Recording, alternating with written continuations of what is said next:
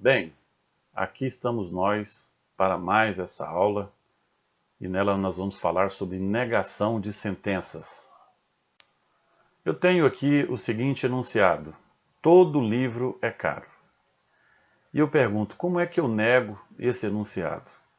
Bem, a maioria das pessoas iria negar esse enunciado dizendo nenhum livro é caro.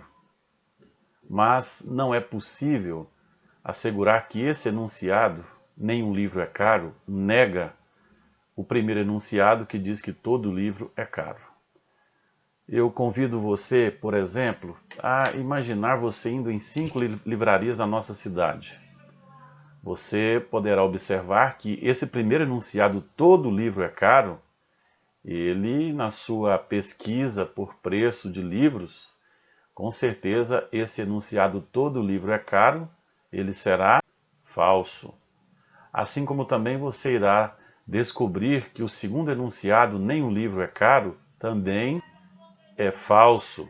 Ou seja, os dois enunciados nessa pesquisa que porventura você venha fazer nas livrarias, você vai descobrir que os dois enunciados são falsos ao mesmo tempo. É claro que na lógica você não pode recorrer sempre à realidade, porque muitas vezes a realidade, pela obviedade, ela pode te enganar. É apenas pedagogicamente para dizer para você o seguinte: o primeiro enunciado, todo livro é caro, ele não é negado usando o enunciado nenhum livro é caro, porque os dois podem ser falsos ao mesmo tempo. Mas então como é que eu vou negar o enunciado todo livro é caro? É simples. Você nega o enunciado alterando o seu valor verdade. Se esse enunciado é verdadeiro, a sua negação necessariamente terá que ser falsa. Negar um enunciado é alterar o valor verdade desse enunciado. Ele sendo verdadeiro, a sua negação será falsa. Se ele for falso, a sua negação necessariamente terá que ser verdadeira e vice-versa. Vamos então entender como que nós negamos o enunciado. Veja só, se o enunciado é universal, eu nego usando um enunciado particular.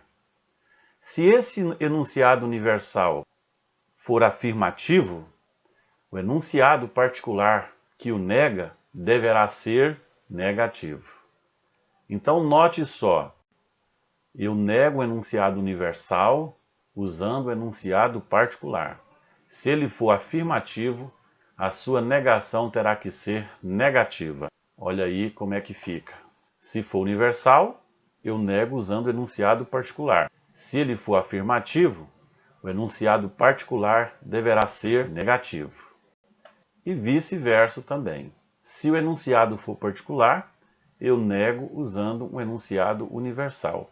Se ele for negativo, eu nego usando um enunciado afirmativo. E aqui vai, então, um exemplo. Todo livro é caro. Ora, se esse enunciado é verdadeiro, e ele é universal afirmativo, então eu vou usar um enunciado particular negativo. Naturalmente, algum livro não é caro, será falso, se o primeiro for verdadeiro. Note que eu tenho aqui nesse exemplo um enunciado universal afirmativo, sendo negado por um enunciado particular ou uma premissa negativa. E a observação que nós fazemos é o seguinte: eu vou manter sujeito no lugar de sujeito. Olha aí, livro é sujeito, na negação também ele continua sendo sujeito. O predicado caro, ele continua sendo predicado. Onde está é, eu vou negar, eu vou colocar dizendo não é, e vice-versa. A primeira premissa é afirmativa, então a sua negação tem que ser negativa. Olha outro exemplo, um enunciado universal negativo. Nenhum carro é branco. Eu vou negar esse enunciado universal usando um enunciado particular. Como nenhum é negativo, então a negação algum carro é branco tem que ser afirmativa. Olha aí, se o primeiro é verdadeiro, o segundo necessariamente será falso. Universal negativo, então eu vou negar usando um enunciado particular afirmativo. Agora vai aqui uma observação. As proposições singulares, Maria é alta, Sócrates é mortal, Nicolas é inteligente, que não apresentam quantificadores, mas apresentam, por exemplo, nomes próprios, Nicolas, Sofia, eles não têm os quantificadores todos, nenhum, alguns. Então, essas proposições singulares são consideradas universais na linguagem natural. A negação delas deve se dar da seguinte maneira. Eu tenho aqui o seguinte exemplo. Maria é alta. Veja, aqui não está dizendo toda Maria, não está dizendo alguma Maria. Maria é um termo nominal. Então essa premissa, ou esse enunciado, é considerado uma proposição singular. E como é que eu nego?